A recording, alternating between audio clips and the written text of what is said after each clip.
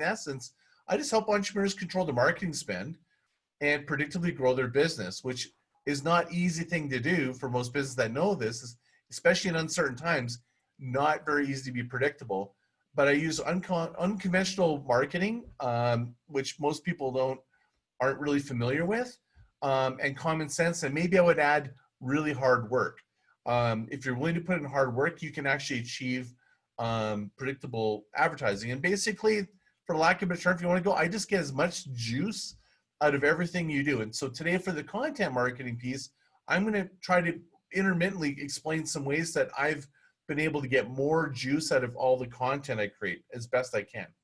So to really kind of like, hone in a little bit about why I'm so hard to explain is I'm kind of these two pieces, right? I'm a brand business strategist. I've been doing marketing branding for my whole career, but I'm also a growth hacker, which makes me really different. And Lisa can attest to this because I was helping her with some growth hacking stuff with her event, because I really intimately have dove in. When to be a growth hacker, you have to understand the data, the technology, optimization, funneling, behavioral coding and automation, UX design. Like I just go deep into the tech and how to do growth, but I also have the fundamentals of marketing, planning, and strategizing. So I kind of like, how do I explain myself? I don't know. I'm like this big gobbledygook, but even more than that, I'm like a Swiss Army knife. And I used to feel like this comment for me used to feel a little bit icky because people would go, but you're a generalist.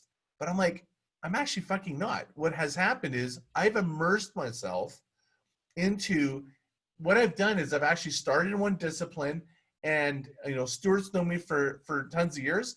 When I was doing film, like when I first got into film and was filming backcountry that I'll explain to you, I went fucking deep. When I was doing social media, I went deep. So what it is growth hackers call it this. They view, to be a growth hacker, you have to be basically a generalist, but it's based on width of knowledge, is based on fundamental skills, general skills, and special skills. So, and this is what I am in content marketing. I didn't have time to make a chart for what I am in content marketing, but like I can edit, produce, shoot, create, publish, syndicate, advertise, and I've gone through each discipline.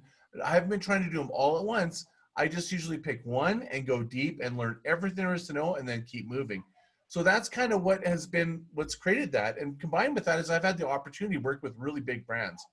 And a lot of the brands I've worked with has been whether I've been working with an agency or I've been working on my own as a consultant. And I've actually created tons of content at a caliber with this is one I just happened to pull up was Gore-Tex, which became an app, which was this whole thing. We shot the content, the photos, the concept, and everything. So I've done that. And I just launched today this piece of content with the brand with one of the plats.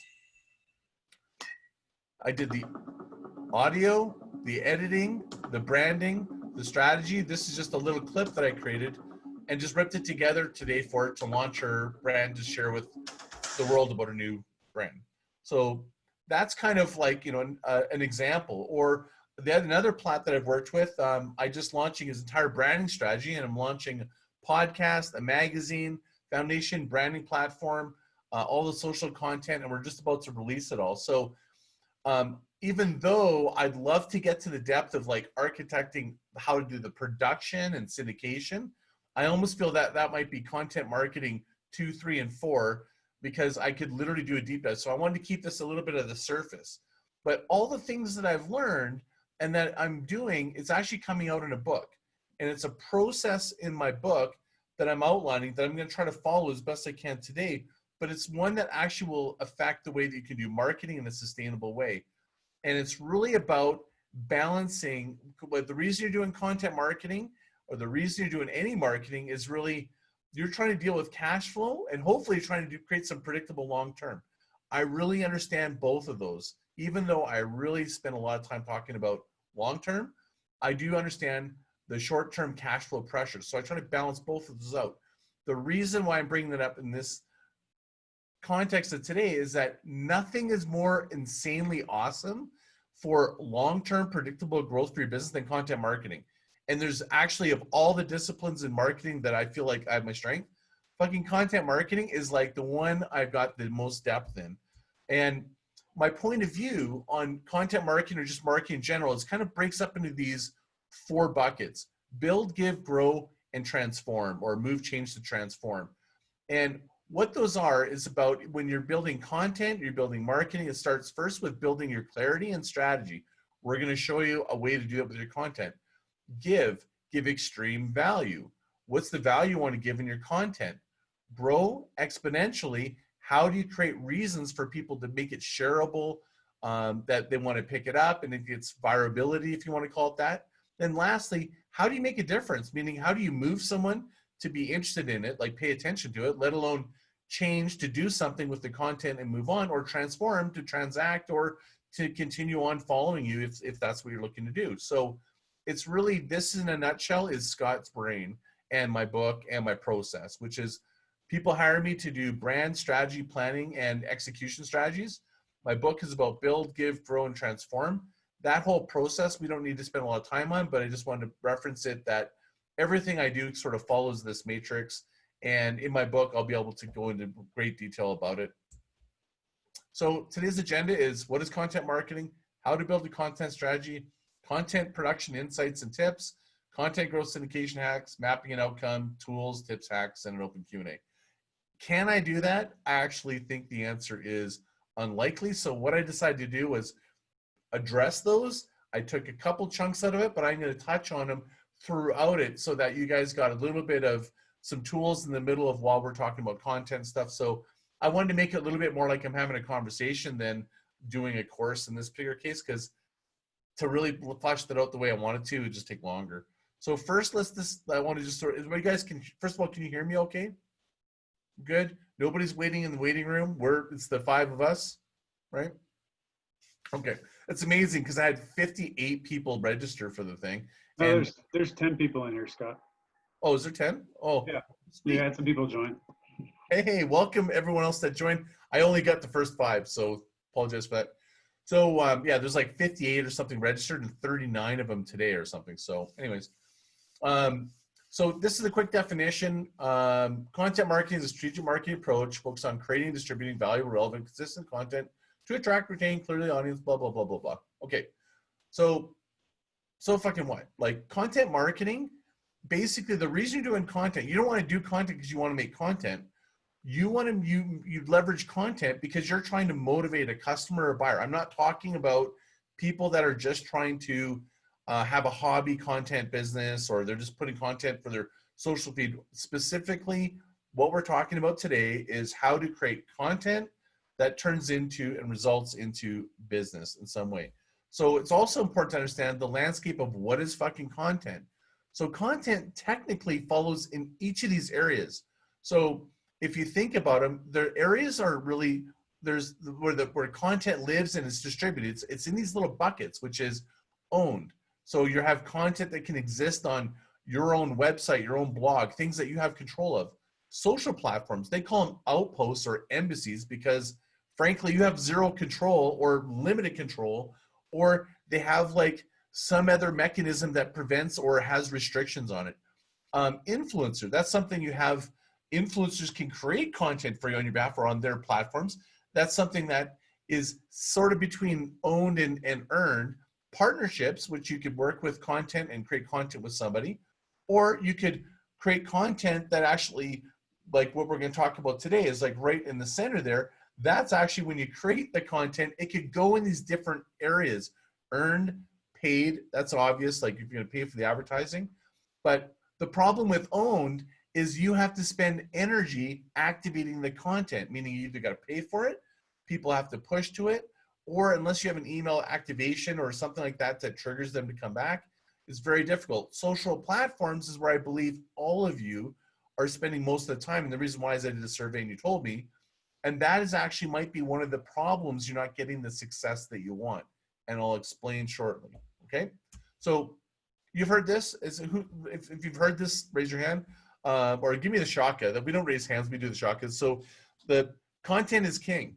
Well, yeah, not all content's king. You know what I mean? Like, how much content's shitty? Like, and how much content do you, at this point in time, it used to be content was king, but now there's so much freaking content and so much free freaking great content, right? With COVID, what's happened is there's so much free content gone online. You're now competing for the content that you were just putting up there and just basically putting online is now competing with content that's either really exceptional that was paid before and not. So really what I want you to think about is what is great content? And if you're going to be a great content brand, you want to be famous for producing something. So it's basically about a reputation is what we're talking about. A brand is what people say about you. What are people saying about the content you produce? How much content are you producing that's going out there that you're just kind of like, I'm doing because I feel like I got to post something, right? So if you think about this in this sort of like diagram, it's like, is it useful?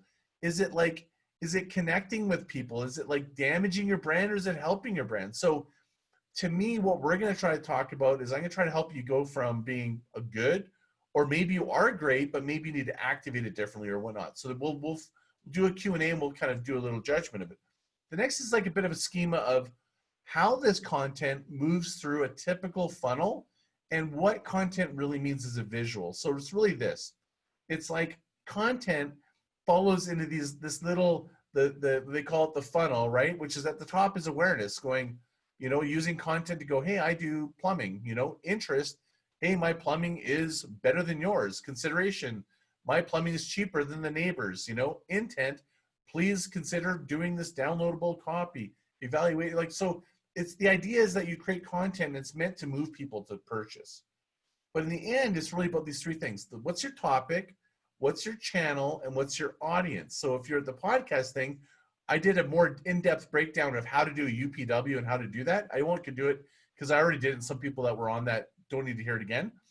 But basically think of the channel as going, is your content, first of all, is your audience on the channel that you are, do you know that your audience is on that channel, or are you doing that channel because you're comfortable with it?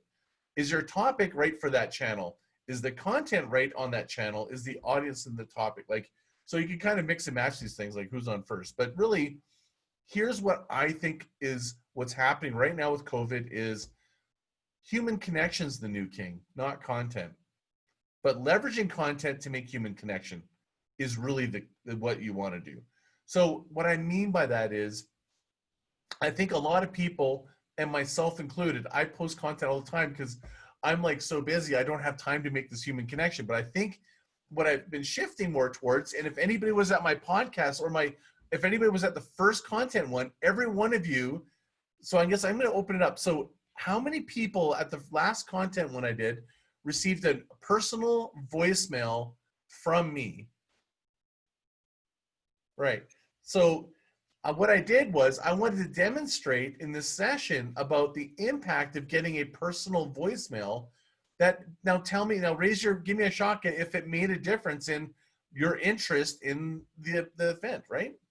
Yeah, totally did, right? Because when you do something personal and you add your content to it, what it does is it contextualizes it.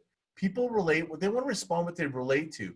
And more now than ever, anytime you put a piece of overproduced marketing material between you and your client, unless it's adding massive value or hitting the three things that I'm going to show you in principles, people just don't really respond to anymore. So I just want you to keep in mind, because we're going to loop back at this at the very, very end, and you'll see where I'm going with this. So just keep that in mind.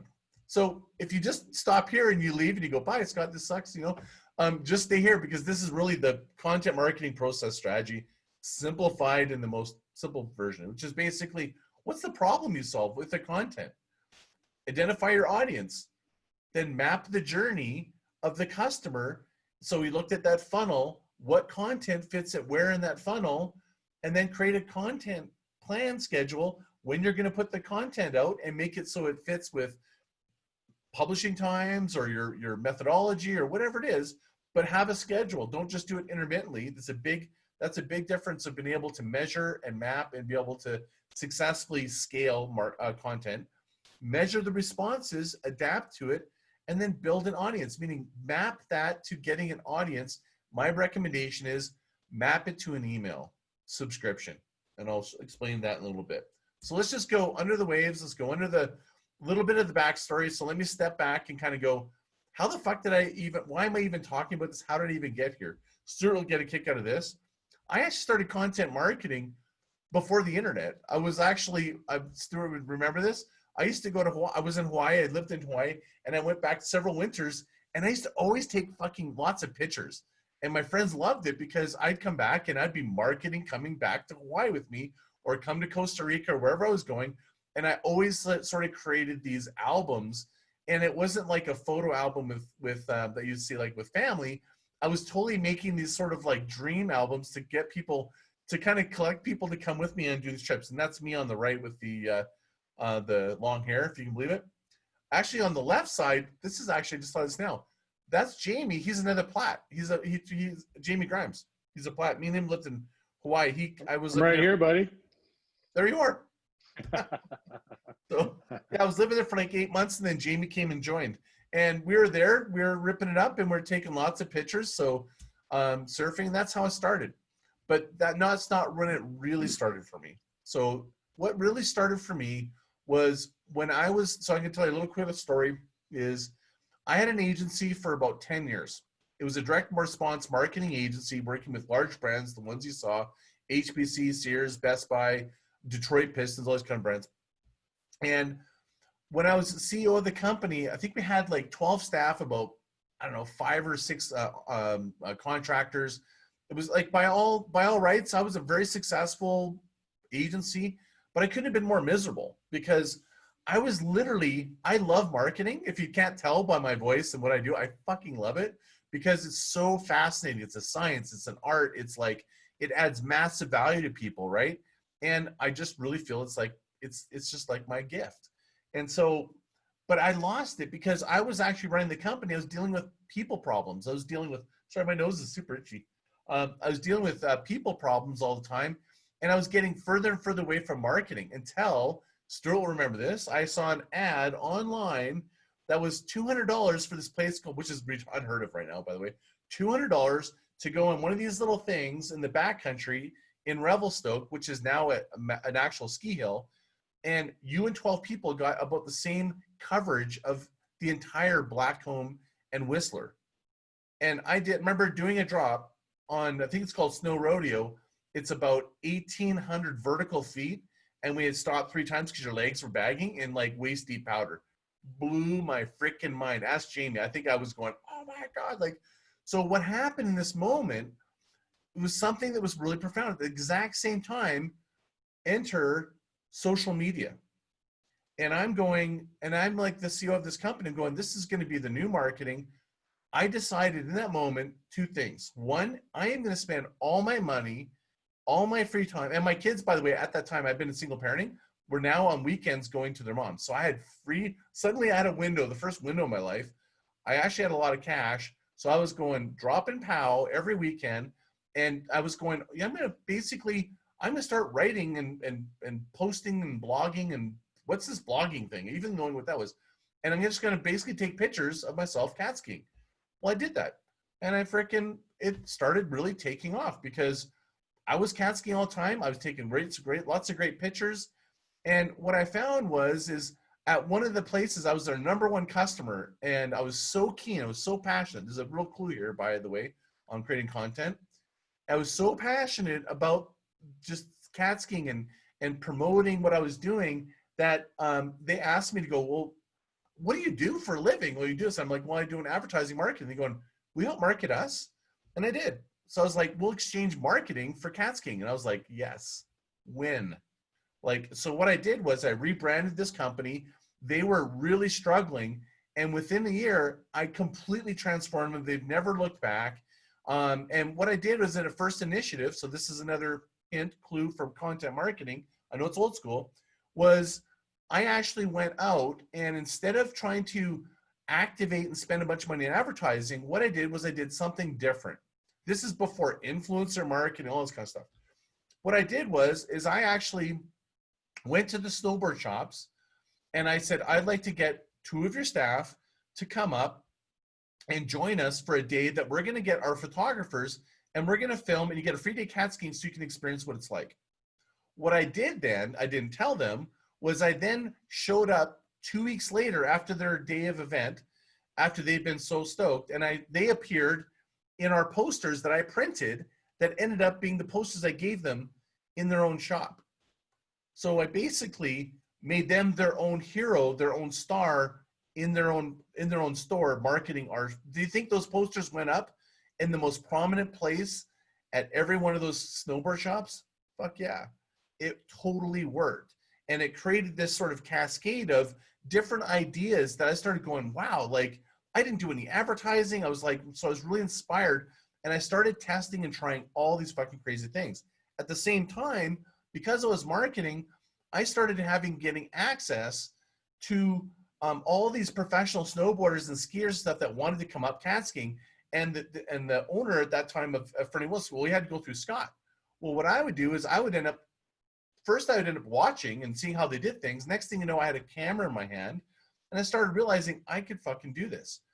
Concurrently, I started marketing the whole industry. I started doing content marketing, not just for the operation. I launched what's called Cat Skiing and Heli Skiing Canada. There's a really big lesson here why I'm telling you. It's not because I want to tell you my story. It's because within this story, there is absolute massive patterns, clues on how you guys can growth hack your content. What I did is I realized I can get so many viewers only following me, the Fernie Wilderness, the business, even though it's a passion sport, but I could get way more if I said, hey, I have a content group, Facebook page, marketing the whole industry. And all I did was market the cat skiing. Well, fuck, that works so freaking well that it just completely blew up even more. The most important lesson here is epic content starts with passion. The question for you is, how fucking passionate about your own content? If you're not passionate about it, doesn't matter. And if you're not passionate about it, the fucking person you're thinking of outsourcing it to, or this little social media person, could they just make some content and put it up? If there's no passion in your content, you're fucked. I'll be honest with you. Even if you got great content for education, all that stuff, it won't work. It'll work to a degree. But if you want to get to the level of outstanding and you want it to really work, you got to put some passion into it. Tony Robbins talks about the amount of energy. Emotion creates motion. It's no different with the content you create. And I do believe that it shows up in so many different ways, whether it's the details or how you want to create and distribute the content. And was I passionate about it? So passionate that I ended up creating a whole company. So I mentioned to you before, I had this agency. And so I ended up starting Laundromat Studios, which I had for I think 11 years. And I filmed in the backcountry. So to give you some depth of I do understand the whole content, everything from being an influencer to producing, I have done it to an intimate level. But this is another insight I want to share with you. By me going in these backcountry experiences, I didn't have, in this case, we had a lot of, it looks like we had a lot of gear, but it's all ski gear and stuff. But at the end of the day, when you're going up in sleds and a copter, you got limited things that you can bring to shoot and stuff.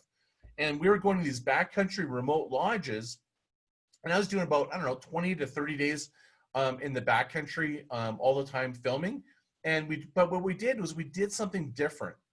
We started getting invited to these lodges to create content because we weren't just shooting the powder shots like the one I just showed you before. We started going, another clue, we started looking at what can we do that's different from everyone else. And what we did was we were shooting the lifestyle. We're shooting behind the scenes, more clues. People want to see real things. And this is something that we did. We just did because I only did because my marketing me says, well, everybody else is shooting all these heroes doing these big powder shots and stuff, but nobody was shooting the cat guide or the mechanic. I literally had to have a whole series I did of mechanics working on the cats. And people fucking loved it. And I'm like, how is this possible? It's basically people knew that we were looking at every angle. What are you doing right now to showcase, if you're trying to sell software, are you showing the journey that went into creating the software or whatever, the shoes or the, showcasing your clients and not focusing on the win, the finished product, but maybe showing the process they went through. These are a lot of clues on how to make epic content. The other is have an epic team. I'm not saying you have to do it all yourself and that you should outsource it, but I had some great filmers with me. I had some great other athletes and stuff. It takes a team sometimes but it starts with you. That's what I'm saying is like, if you're not freaking passionate about it and not committed to that passion, it's not going to happen. Well, that passion led me from cat skiing into a whole new venue, which is heli skiing. New opportunity, more amazing content, bigger problems, and also more interesting insights. When you're in a helicopter, unlike the other ones, you have a weight restriction. You also have, this here would be an example of like our weather window would be closing and we've only got 2 drops, and then the guides want us out.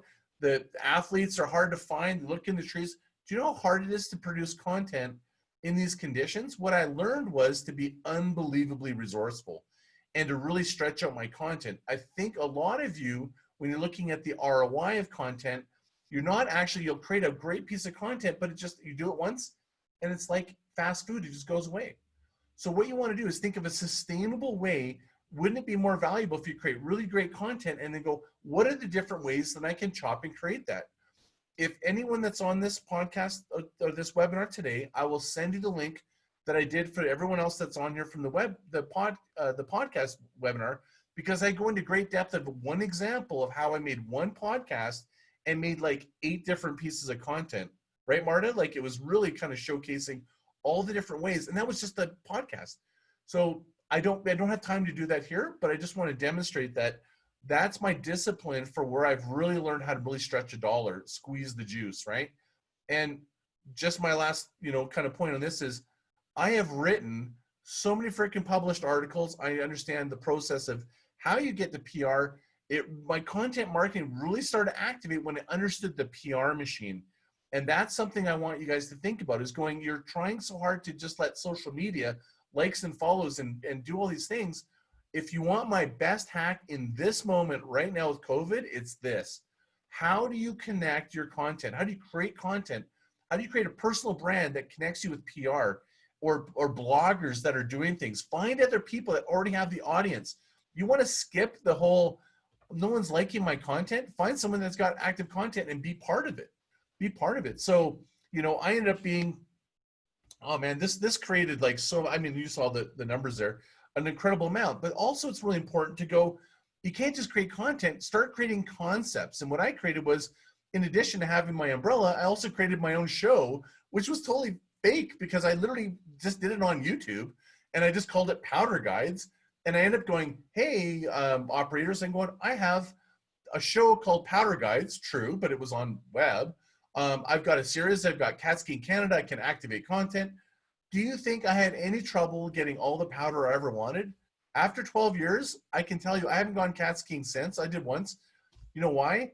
I kind of skied my legs off and I've totally shifted to business. So it works. All right, there's some lessons here. Okay, so the 3 lessons I wanted to share just on this experience was 1, be original and be authentic. Don't try to follow what everyone else is doing. Don't ask what's the best practice. Figure out your practice. Be genuine with what you're doing. I was absolutely focused on how I could be original within this category, and I was able to totally compete with people that had magazines from National Geographic in getting content and access to helicopters, which is unheard of. Connect content to niche audience. I can't stress this enough. My niche audience was people that were really into cat skiing, heli skiing. Well, you know what? When you go niche, how many people followed me that actually cat skied or heli skied? Fraction of the people. I know because I've surveyed, I've seen the people. It's people, anyone that was in skiing was going, oh my God, I want to go. So, but because I didn't go, oh, I'm going to cover, I had so many offers to go and shoot at resorts. I never did because I wanted to keep the niche and the integrity of the niche that I was trying to service. Be useful. It's not enough to be able to, and I'll show you the breakdown of 3 contents. Make sure your content has some use. So for me, I created original stories. We'd get up in the middle of the night while they're loading wood and heating up the lodge, and we'd take pictures and video and do an interview. We'd take different angles. We'd really show the personalities of people. What are you doing to make your content not look like anyone else's? Take some different angles. We also collaborated, and this one was like doing nude skiing, and it was done out in Nelson. And it fucking totally trended. It was totally off the chain. It was awesome. And connect to the niche. So to me, that was me describing before the heli skiing, cat skiing niche. But so that worked fine in this case. I've repeated this strategy, I'm telling you, over and over and over again. There's a bunch of you here that are also in my tribe.eco. That's a niche. This one, I'll tell you, is another angle that doesn't require you to create your own content. So in this case, I wanted to run an experiment. I had one of the largest groups in the world on heli skiing, cat skiing, and I was like, how can I create a community and how can I activate content, but I'm not going to produce any of the content? You can see from all that, I was able to produce brilliant content. I made all these great videos and all this stuff. It's all heli skiing, the best powder you get in the world. I'm like, I wanted to run an experiment. I happen to love surf art. So I said, well, I'm going to just basically post and repost surf art. Well, fast forward to today, I am the largest community in the world around surf art. I know every major artist. They know me personally by name. It's like a dream come true. And all I did was give. Remember my attendance, build, give, grow? I just gave value. What are you doing to give value to other people? You might be taking too much. You might be trying to get my content activated. What if you really tried to push yourself to go, how can I elevate other people's content so that they might elevate mine? What are you doing to contribute? You know, you don't necessarily have to create content. Like some people, maybe you just are the curator of other people's great content and you editorialize it. There's a variety, and we talked about this in the podcasting, there's different ways you can look at it. So even though the focus of today's, I talk about you creating your own content, I just want to be able to point that out as sort of a stop-off point and give you guys a little bit of an example of that. The other is like, how does it actually turn from business? Does it actually work? Well, for one, is one of my clients is Basecamp Motorsports, and this is going to be my one comment only that I could go into a deep dive about is all your content can be great, but if it's not connected in a branding level that's strategic, and what I mean by branding is your value proposition, your unique point of difference, and you're just making content, it's not really connected to who you are, people notice it and they're not going to really come to you for business. And this client, we created content that was so congruent with the brand that we started that we ended up getting our brand wrapped around the sleds. And why I say that, when you're in motorsports, people don't actually, if they want to put a sticker on their like a Harley Davidson, right? Like, and this is Skidoos, the same category, Skidoos and Sea-Doos, it is something that's really important to them. Meaning it's like super important real estate. They actually spent $1,800 to $2,000 wrapping our brand on their sled. Why is that important? It's like if I owned a Porsche and I wrapped the dealership's logo on my Porsche. It's a big deal. Where's the comment? Where's the connection with content? Well, what was fucking cool was we ended up shooting initially the first year and a half of ourselves. But what happened was they started becoming the producers of content in our brand and giving it to us. My content feed gets filled with our own brand produced in this epic way. And I didn't actually do it. This is you getting on the other side of this, and nothing will do it more than branding. We don't have time to talk about branding and content marketing, this whole thing. I could do a whole fucking 5 hours on that, but I'm not going to. But I just want to touch on it because it's something for you to think about, and it's a separate conversation I can have with you. And then in terms of people going, well, that's a niche. The cat skiing is a niche. These are niches. You see a pattern. Nothing's too nichey. There's actually heavy metal knitting in Japan. Like I could have done 20 slides of shit that's so niche and huge. If you're into knitting, but you're not really into heavy metal, but this is interesting, you're still going to appeal to you in some way, but more importantly, it appeals to the core group. They don't move outside of that. And it's another lesson I want you to kind of pull in is what is your niche? What is your unique point of difference that your content does that no one else does? Because if you're not going deep with something, you're going nowhere with everyone. Does that make sense? Give me a little shaka if I'm making sense. I haven't lost you. We're all good. I'm going to do a quick little check-in. Does anybody need to ask me a question before I move on? Because I need a drink of water. That's why I'm asking.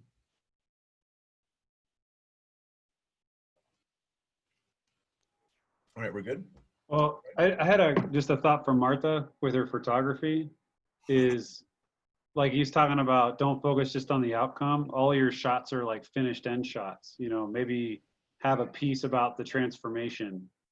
Like, because I only see the end for like voyeur photo, you know, and those are beautiful.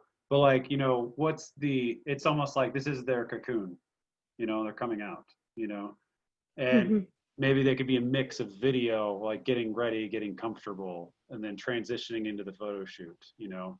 Maybe that's too revealing for people, I don't know, but you know, some people like to share their photos. I mean, I recognize some of your clients just from the pictures, you know, but it's because I know them, you know. Yeah, it's a good point. I mean, that it's not really necessarily like jump on the idea. It's more the thinking of it, right? Like, Right. what other ways could that photo shoot bring value to that person that then they would be willing to share?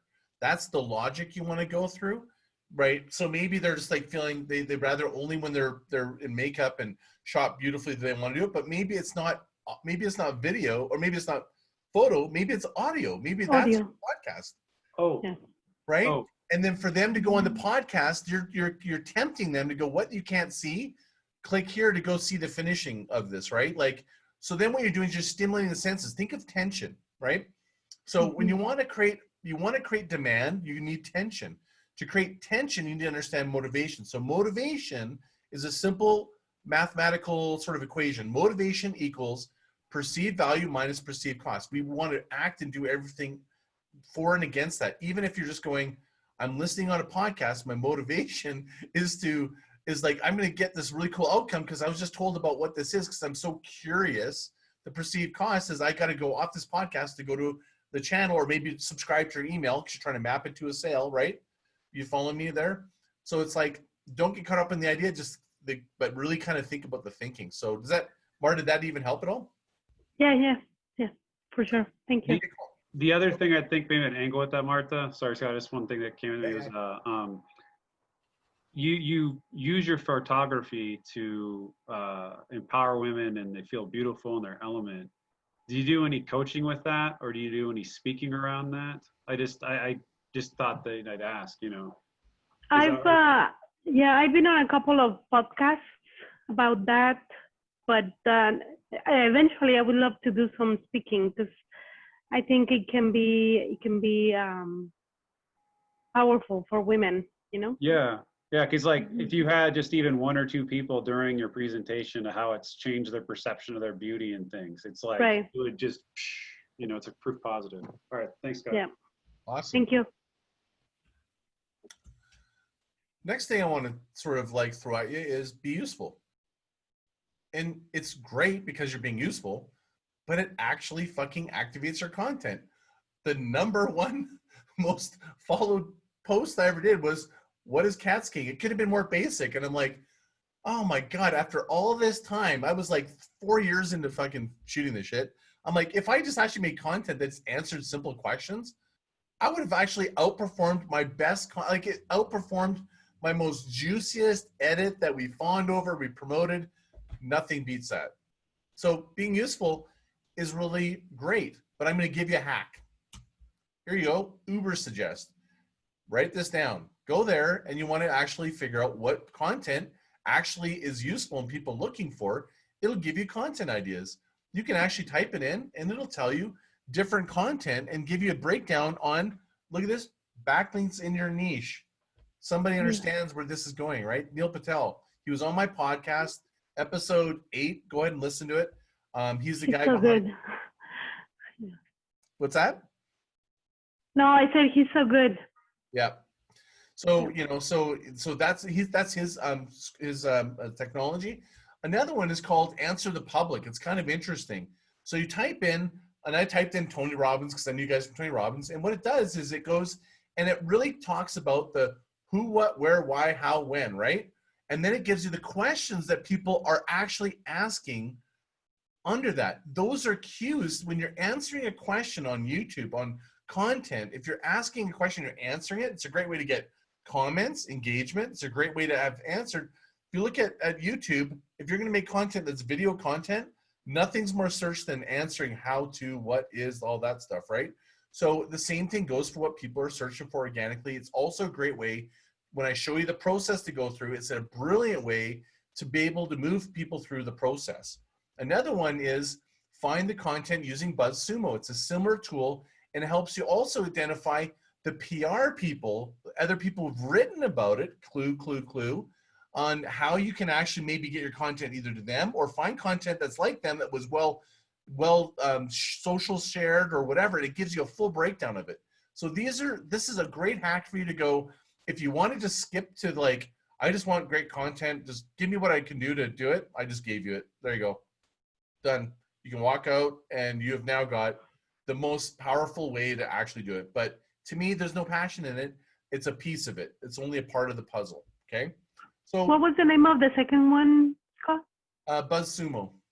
Oh, the second one is called Answer the Public. Answer the Public. Thank you.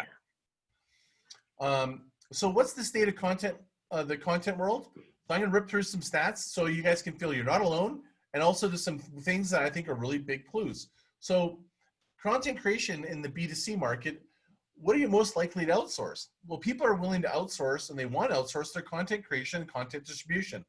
I kind of think it could be a problem, meaning if you don't understand your content or you're not passionate, you're not close to it, but in some cases you want to up-level and make it professional. So that number could be skewed that you're doing part of it. I would just ask you to go, if you're just like going, just make me some content and go, how much passion is in it?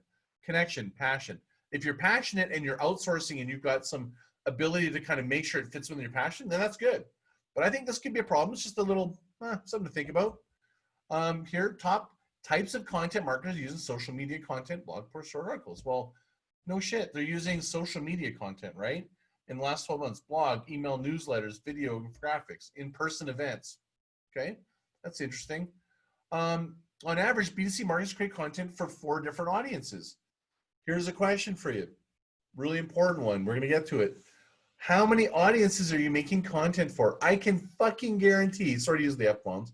I probably should edit that out, but I can almost guarantee, sorry, that you're making content for one person and it's not even a person you've even identified. You're just making content for your audience.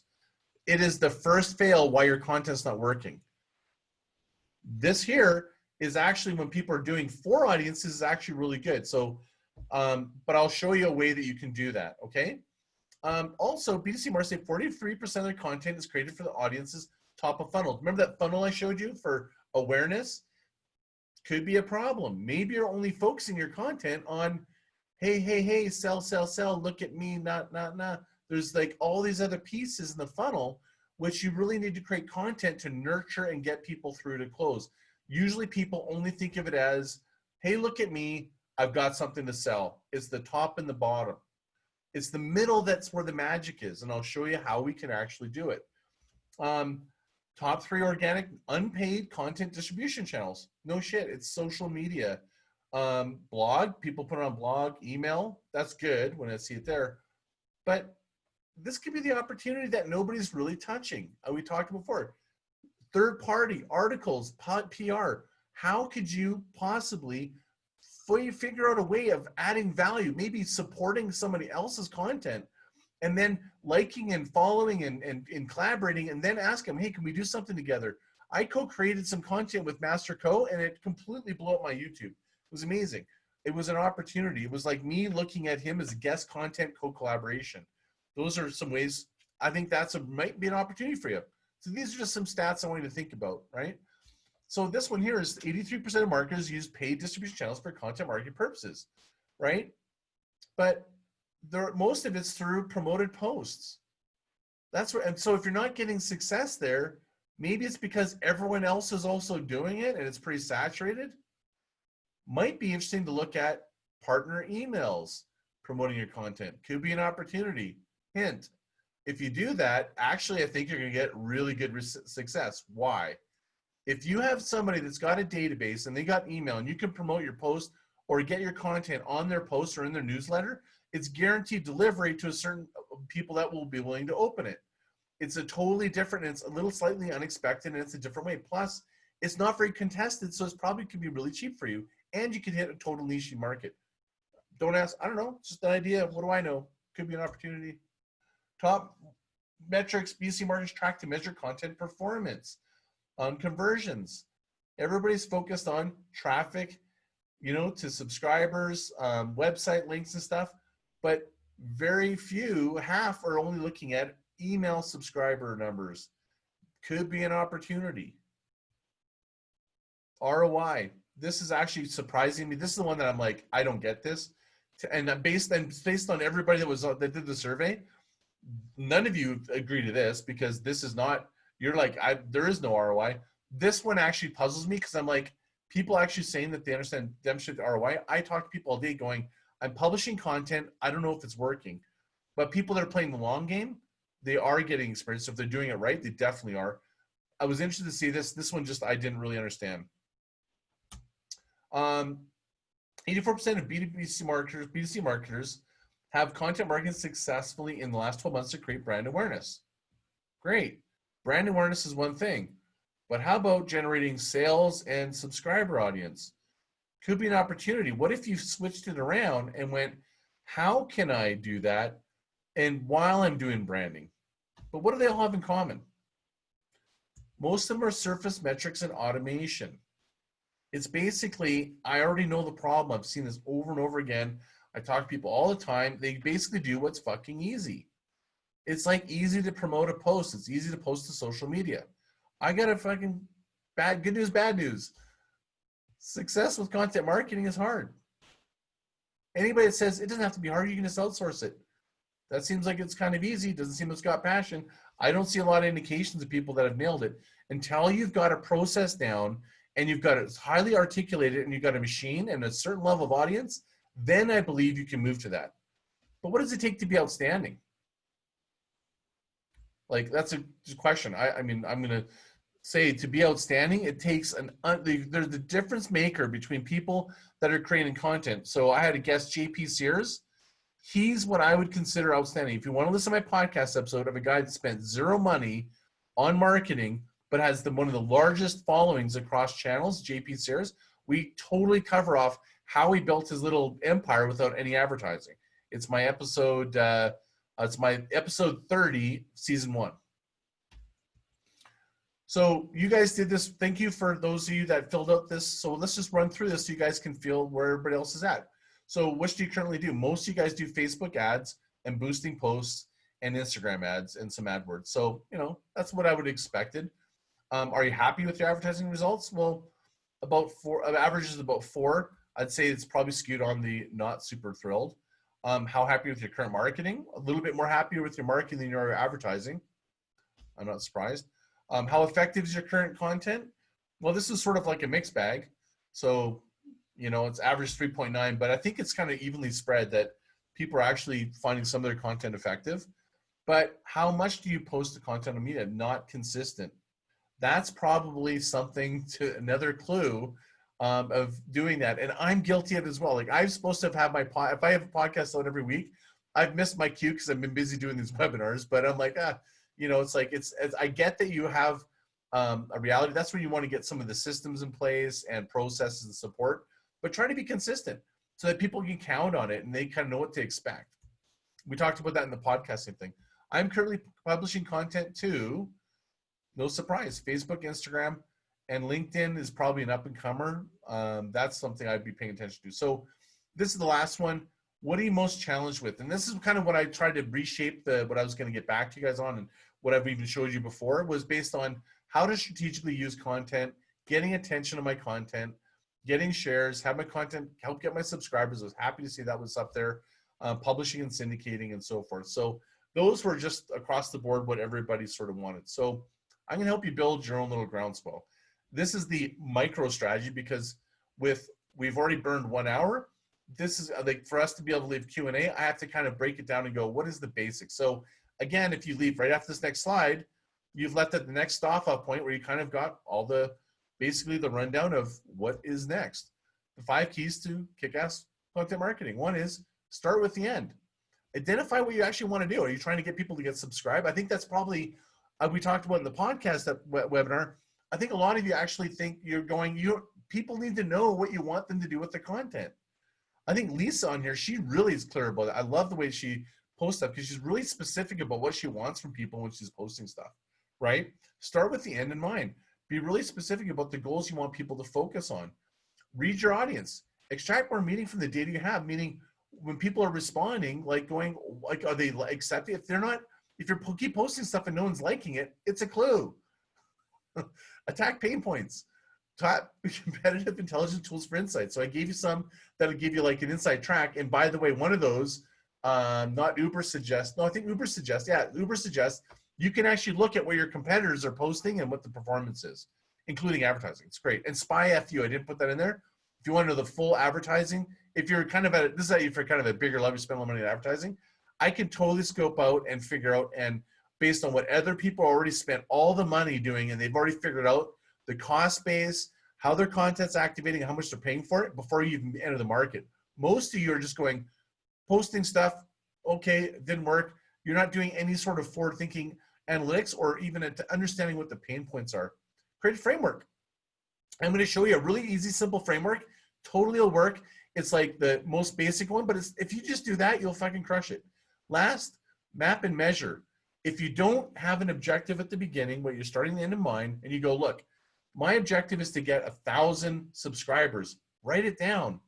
What gets measured gets done. Start mapping, start gauging it so that you know. Otherwise, I think what's happening is you're just going, it's just about, well, I need to get sales to make cash flow. Start thinking about it in stages. I want to get so many people subscribing, so many, start breaking it down a little bit so you feel that what is moving the needle for engagement, what's moving it for follow, like what so forth, right? Map it out. Really important little slide. When you're planning all this stuff, it's an iterative process. You have to constantly evaluate. You can't just set it and forget it. Like I'm constantly, people ask me like, why am I still actually producing my own podcast? It's because I'm constantly innovating. I'm iterating. I'm doing, when I'm publishing, I publish 99% of everything I publish, and I guarantee I publish almost more than everybody here. I do it by hand. I don't use any automation. Why? I'm mastering the art of being able to tinker. That's probably the word I'd use. I should probably put the word tinker there. Tinker with your content, but don't just post and just kind of think that hope things are going to get better. Post, analyze, go, what can I do? Make one change called deductive reasoning, change one thing, see what made the difference. You do that every day and all the time, eventually you're going to find these like really great little hacks. And that's basically the process of a growth hacker is this iteration. So let me break down the 3 types of content. There really is only 3. Well, I mean, in terms of categories. One sec. Okay. Entertain, educate, inspire. That's it. We're done. No. So you got to either, if you're really focused, then your site and your business can do all 3. And ideally, if you do it in the right way, it'll totally work. But really, it's sometimes I think for a single serving, think of the piece of content as going, what are we doing? Am I entertaining? Is this just to get them so they're kind of like keeping the awareness and excitement? Am I educating them so I can move them through a buyer process? Or am I inspiring them? Like you see a lot of people doing these quotes and stuff. Like, so my question for you is that you might go, I'm going to write quotes and post them. That inspires them. If you're not getting engagement, you're probably not inspiring anybody. But if you were to editorialize behind the scenes why that's inspiring you, that actually might even make you more different. So you start figuring out what would it be that would actually do that. But if you can do all 3, entertain, we created some fucking entertaining content like naked skiing and all this kind of stuff. We educated on what is cat skiing and how to be in the backcountry, how to be safe. And we inspired them with all these great experiences. When you do that, you get unbelievable results. I can tell you because I did it. And it was basically one of the best journeys of my life doing that, where my content was that's me snowboarding, where it turned into a painting by a famous Canadian painter. It's like, to me, that I understand even from the side of influencer, the whole aspect of how to create content and momentum. So I'm sharing with you all the clues in the shortest form I can to go, this is all real. One thing that's kind of interesting is many of you are using stock footage. It's kind of funny. Like how much stock footage is actually telling you your passion. This is funny to me because I'm actually they actually created this whole series of stock footage that's meant to be a joke, making fun of stock footage. And I'm actually using it meta. I'm using it in my own marketing to make fun of the fact that, I can totally use my own original content. I'm not hacking I use some stock footage in this thing. That's a presentation. But when the content maybe that you're doing is, the more you can move into original content, the more real it can feel, the more authentic it is. But sometimes, like content like this, I couldn't create a content where I've got a bunch of thumbs up. Is like, so I'm like you, sometimes you got to do it, right? So, but the most important thing with all this stuff I want you to go is connect the right content at the right time. And you're going to go, Well, how the fuck do I do that? Like, that's the whole point. There's 3 steps. All right, first step, identify your personas. It's so important. I can't stress it enough. So by personas, it's like, think of them like people. So even though, and give them a name. You know who's another person that's good for this? Why her content's so good is Lisa. She's on here again. I don't mind pointing her out because she even caused, Lisa, if you're on here, I don't know if you have a name for it, and you were very specific. You're going, I know who she is. Oh, yeah, you're on here. Do you want to tell me about your persona? Well, absolutely. Her name is Samantha. She's 45 years old. She makes 6 figures. She's absolutely amazing in every area of what she does for business, but she beats the crap out of herself. She's very hard on herself. She thinks she has to be perfect. So she never thinks she's good enough, smart enough, rich enough. No matter how great she's doing, she's comparing herself to someone else. And she has success, but she tends to sabotage it as she's going. So she needs to always find a leader to be able to follow and want someone to hold her hand to help her get there. Holy F mic drop. Boom. Do you think she has a problem creating content to map to that person? Look how fucking articulate she is on the persona. That's one of them, right? That's like, do you guys? I actually have a whole dissertation on her. I know everything about her, where she is, where she shops, what she does, what keeps her up at night, what, pillow talk, what she says before she goes to sleep, where her values are, her personal needs, her top human needs, all this stuff. I've gotten to the point where she's a real person. My whole team knows who she is. Everything is done with the thought of how do I service Samantha? Amazing. So articulate. When I heard that, I was like so pumped. I was like, you're the first person that stopped in the tracks. We were talking about the audience, and he went, I know, let me tell you who they are. And you went into it. And I was like, oh my God, you just schooled me. And that's how I should be. But I was like, it was awesome. It caught me off guard. But it's a real lesson here. You guys want to hear that? Like, that is how specific you need to be. You want to really like get the right person at the right time with the right content at a lower cost. That is the very most important first clue you need to do that. And I'll show you how to do it. Thank you so much, Lisa. Thank you, hon. I'm so happy you're on just to be able to say that. Plus your attention on here. So figure out what the focus is. What's in their head? What do they think? What's in their heart? What do they love? What's their motivation? And then really, this is like most people in most of the content marketing piece, they go, what's the pain? What's the gains? But I would say pains and gains, that's super important for sure, especially B2B, because they're so unicentric on outcome of interacting. It's less about, passion content, but most of us here are trying to make sales, so it still applies. Gatherings, where do they spend time? Start putting it together. Put your persona, describe them. So who is she? What's in her head? So this is an example, one that was created for one of my clients. It's like, describe what they're for. What's in their head? What's in their heart? What's in their motivation? Make a schema like this so that your staff or your content creators that are doing it, they understand, they get a real perception and a snapshot of it. What are their pains and gains? But here's a hack for you. I have learned that it's not enough to list the pains and gains. You want to go to outstanding level, prioritize them. Big clue, big difference. I see massive change by putting the prioritization to which ones are more valuable and less. Some of them are a nuisance, but some of them are a must or must not. Does that make sense? Next, map your customer journey. Okay, here's another little one. You can just watch this one slide and you're done mapping. The Jedi of content marketing, Joe Paluzzi, going to be on my podcast. Our company is where audience finds content Y for benefit Z. If you just fill in that form, you're probably going to nail it. But I'm going to give you a better one with more detail. He's being cheeky, but that's really at the essence of what you're trying to do. So here's my spreadsheet, and here's what I'll do. In fact, what I'm going to do is I'm going to give away this content grid to everybody. And I just thought this now. This isn't one of those like, oh, I pre-planned this. I'm going to plan. I'm literally just like, there's no gimmick. I'm not actually going to force you to do anything. I'll literally, like, if you're on this on this episode, I'll make it a Excel sheet and I'll share it and I'll just email it to you. So I'll just do it because I just think that this would help you guys. So think of this as, this is a grid. And what I've done is think of these are the different stages. Remember we talked about the funnel, right? Awareness, consideration. So awareness, and I'll explain what that is. It's the prospect or the person who's experiencing a symptom of a problem, or it's an opportunity. or they could be doing research, for example, right? Like, so maybe they're, you know, looking for, I want something that makes me feel like more sexy, you know, like they're doing a research. Consideration. Well, they've defined the problem and they're interested in how to solve the problem, you know, so maybe they're considering, you know, getting a haircut or plumbing because it needs to get fixed or something like that, right?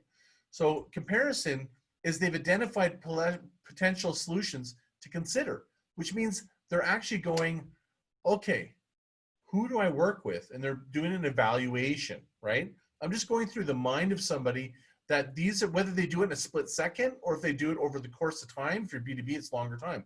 And then what are the questions they need to have to make a decision on whichever solution that they want to go to? That's called commitment. And that solution may mean just something as simple as subscribing. It doesn't mean making a purchase. It can mean commitment to move forward, to commitment to make a phone call, to commit, like whatever. You could really still use the same thing. So I'll break that down. So you take one of the personas you've created and you put it in the first bracket of awareness. So in this case, I need better marketing. It's not working. I need an alternative to buying ads that don't work. So, because I've been using ads and they suck, right? I think I saw that in one of your things. So this persona is expressing symptoms of problem, and they're doing research. So what you want to do is you want to break down the sort of like how you can actually think about content, because some content just performs better in different ways. So maybe for research info, they're using Google because they're doing search because they're kind of looking for a problem, or they discovered you on social, meaning, oh, hey, this guy's talking about better marketing. I think I need that, right? So it can be discovered or searched. I think that's a typical way that someone in awareness would be. What are the content types? Well, if they're searching, they might be looking at white papers, e-guides, magazines, expert content. Key terms might be marketing expert, trusted advisor. So these would be the terms. So if you go to Uber Suggest, that's where you would look at your key terms. Uber Suggest, BuzzSumo, all these things. Look at the terms that people are using, the phrases and stuff. What channels would they be on? So you can start getting the right person, with the right content, in the right channel. Some content should be in different channels because they're in different phases, for example. It just depends on your persona. Like there's just this, but this will create a grid that's just for you. And that's my point is, I was going to drop another F-bomb. Forget about what everyone else is saying, what's the best practice. Create your own and design it. It'll work way better. Consideration. It's time to find the right resource or partner that I can afford to fit with my unique needs. So in this case, oh yeah, sorry, I forgot this one. I made a typo. The first one in content types would have been social media posts, hashtags, conversation. I think I just accidentally made that over. In consideration, they've defined the problem. So they're committed to gathering information. That's where they would go, okay, I've discovered this. Maybe I need a deeper dive and find more expert information. You know, the key terms might mean in this case, I wanted a marketing expert, but now I want to be more specific. I want someone that knows content marketing and has a strategist and is a content agency. And social channels, I want to get some social proof on what they're doing on Instagram, Facebook, Twitter, or whatever, right? So I'm just kind of expressing this, not exactly, you know, what might be.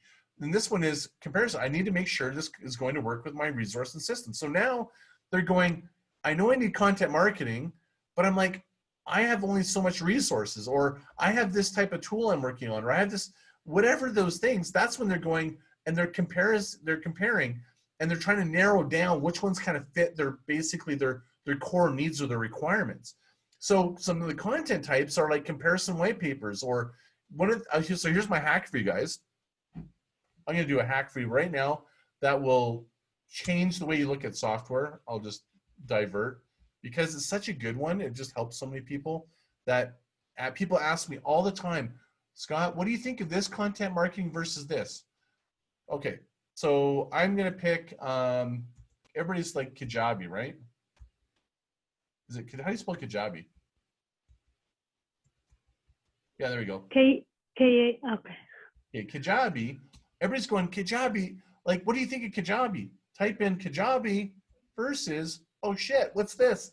Every other most popular one, and they already have, if they do this, there's probably a paper published specifically, and it compares the two. You guys are wasting way too much time trying to figure out, do that for everything. That's a great hack. By the way, it's also a tip. What is people doing versus you? Why don't you hit them to the punch? I'll show you in a sec. So let me go back to my little, I didn't mean to divert. That was just me riffing. And And then for social channels, maybe so think of the first two. One is search, the social channel. Think of it as search. The second is sort of short form. The third, people, when they're comparison, they're willing to invest more time. Many of you are using your long form for when it's really about awareness, when they don't want awareness. Does that make sense? Like, if you actually think about this logically, or you start realizing, oh my gosh, you can see these holes, and it might be simple that you're doing everything right with producing it. It just might be in the wrong fucking puzzle order. It's literally, this is how I've discovered so many breakthroughs with people in content. And then in commitment, I need to make sure this is going to work with my resources and systems. I want to be certain with it. So this might be where it comes down to human connection. This is where they go to LinkedIn, look at who's the person behind it. This is where I'm going to go, I want content that's emailed to me, or I'm on chat. I want a detailed walkthrough or passport protected content. If you don't anticipate this, what you want to do is go, what am I doing to withhold certain level of content that becomes really powerful content in the moment, and going, if you're really interested in this, I have some comparison stuff that I only share with people that are really committed as long as they spend 15 minutes on an interview with me. That would create, that limits the amount of people who are very serious, and it gives them something of interest to do. It creates tension. Remember we talked about tension and motivation? Just some ideas. So these are like doing live detailed demos and stuff like that. But really what it comes down to is it's short form initially for channel, search usually, short form, longer form, and then human connection form. But I got a hack for you guys. How would you like to skip those two and go right to close? This is a great way to do this. Growth hack, skip the comparison, move right to commitment. Well, Kajabi, what they've done is they preemptively sent me an email. They must have been listening to me because this actually happened the day before the last content thing, where I got this email in there and it says, and this is compare Kajabi versus Podia. It's a new platform. Well, what they're doing is they're trying to prevent what? Defection. One of the biggest things is the middle of the funnel in your whole business. Everybody's focusing on new business. How about retention? This also can affect your existing customer base as well, plus help new customers that are going, oh, you've done the work for me. What they do is they don't have to go off the platform, customer journey, and go look at something else, leave you, and also get identified by someone else's offer, which is abandon you and never come back, where you could go, oh, I've done it already for you. In fact, I'm so confident we're better, I'll just show you. This is actually a growth hack. This is how it works. So it's really looking at this journey where people go through this exploration, discovery, purchase, and then ultimately advocacy, which is when somebody's actually so happy with what you've done that they're willing to like articulate, share, and do that. And we're not going to talk about that. I was just focused on the content activation. That's a whole other freaking 2 hours and a very cool one on how you can do that. And I think more people are interested in how to get more activation going.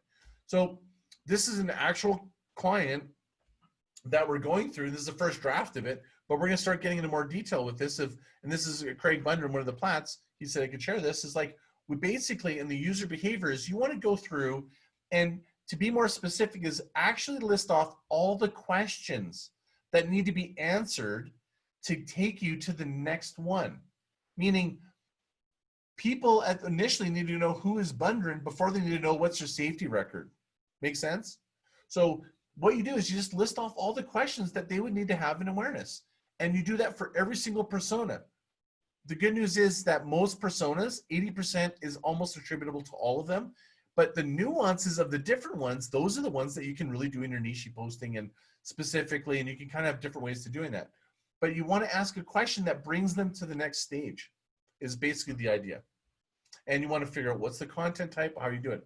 And then you map it into, what's my theme? How am I going to address that persona in this? I'm using this program or this outbound program, and just do it at a glance and do it in a calendar that kind of gives you a view of the world. And then break it down to the month and start putting it together. You put that amount of planning together with that grid, with those personas, you'll start really knowing what's working, what's not. My last piece in this is connect to humans. Surprisingly enough, content, connect to humans. It's because things have changed. This is COVID.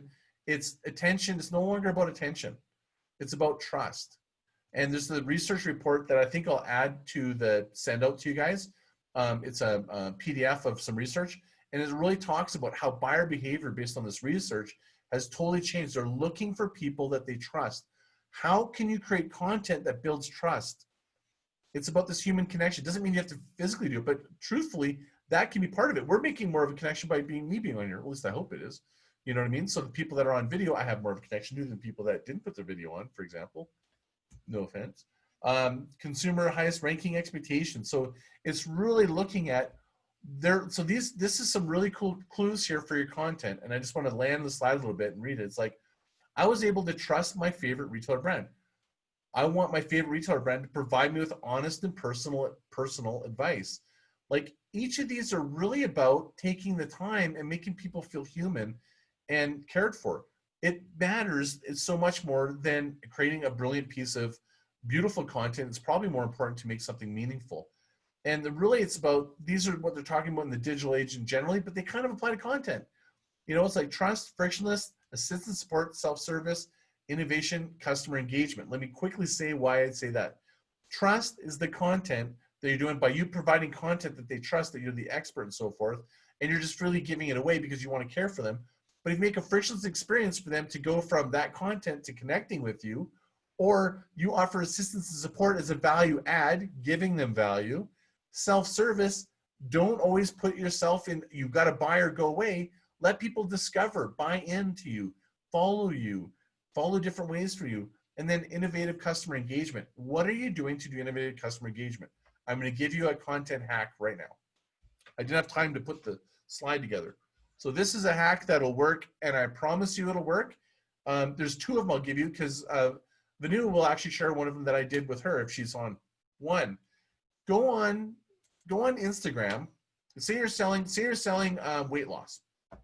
Go on Instagram and do a poll in stories, because you know how hard it is to activate, you know, on stories if you don't have 10,000.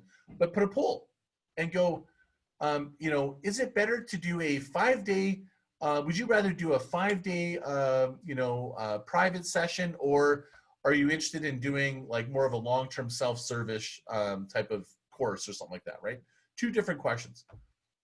Or you could do one that's like completely, are you interested or not interested? Like whatever the question is, the people that answered that are directly related to your product, you can actually see who they are. Go and DM them going, hey, I noticed that you answered poll yes to this. Are you interested? I've got a course. I'd be really interested in chatting with you. Create customer engagement. Be innovative with your customer engagement. That's a total hack. It'll totally work. And then Vanu, do you want to go on? You want to share what you did, what I got you to do? So one of the strategies that you gave me a while ago is, in order to create relationships, people need to hear our voice. And so as much of us think that social media is about typing messages and connecting with people that way, it's really a passive way, because people really don't get to hear your passion and what you really do, because they're really not listening. And so as uncomfortable as it was, I was going throughout my Instagram and I started leaving voicemails to people I don't even know. In the first time I did that, somebody contacted me back with another voicemail saying how great it was to hear my voice. And she is a publisher for her book. She's an editor, which I'm looking for my book. So it was a great connection. And then recently, being on Lisa's summit thing that she did, and Lisa, by the way, is my coach, and she also is very parallel to what Scott's saying about, I need to build the relationship. I need to build the relationship. So I heard one of her big podcasters on her show. And so I'm like, well, no time like the present. I'm going to take what Lisa said. I'm going to take what Scott said, and I'm going to put it together. So I left her a voicemail. She's one of the largest podcasters. And I just kind of connected to the story she was talking about and shared where I'm at in my journey. And she left a voicemail back asking me to be on her podcast. So that was just huge for me, because throughout all this time trying to get to be on podcasts, to get in front of my right avatar, which, by the way, Lisa, I know who my Shelly is. It's really about creating that relationship, because Shelly is somebody that's not just going to click and buy. She wants to engage. She wants to feel seen and heard.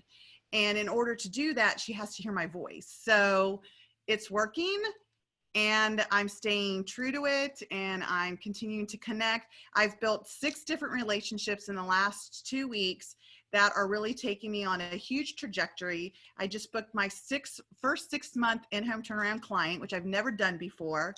I got my ebook done. It's getting ready to be press launched, all because of putting what you've told me, Scott, and working with Lisa. And so it kind of went hand in hand together and set me on this huge trajectory that has earned me over $60K in the last 2 weeks. Yes. I love it. That's awesome. Thank you for sharing that. That means so much to me. So like looking at what you were doing before, when I met you, I remember how frustrated you were, and you were just so, I hated marketing. When you said, Binu, let me work with you, I'm like, let me just be honest with you. I hate marketing. I want to hire somebody and I'm over it. And you said, well, do you really want to give the keys to your home or car to somebody else? Or, do you want to keep the keys and the possession? And I'm like, oh. He's like, what if you just revisited what marketing is? And it wasn't about selling, it was connecting. And I'm like, oh, you're speaking my language now. And just in 5 minutes of talking to me, you already were able to give me the information I needed, because I'm a connector. I mean, that's what I do. I work with families and parents, and I get parents to listen to their kids. And so in doing so, I have to reach out to those parents because they too want to be seen and heard. And so you're like, as much as people using social media, you have to use your voice and stop being passive about it and get in front of them. And they have to hear you because you have so much passion in your voice and they need to hear it. So. And so that's awesome. And so, but the other thing that I thought was sort of interesting for me was that you had no passion for it. You became somewhat dispassionate about the business because you're kind of like really frustrated. But the key was you not just being like passionate about your business, but being passionate about marketing, right? Yes. Like that started with passion. Like, I think people just like, they think I'm just saying that, like, oh, it's just the word, you're just saying that. It fucking matters. Like, do you want to explain why that is? Well, because when you lose that passion, people feel that energy. And I stopped looking at it as marketing and I started looking at it as creating relationships. And having a coach that's all about how do you create the relationship? How do you create the relationship? There was no more disappointment. It wasn't frustrating because it was something that I love to do. And then as soon as you get that message back, not a typed message, but a voicemail back, it like lit me up, and I stopped focusing on the dollar and creating money. And I started focusing on what's my relationship? How do I create that connection? How do I get in front of the right people?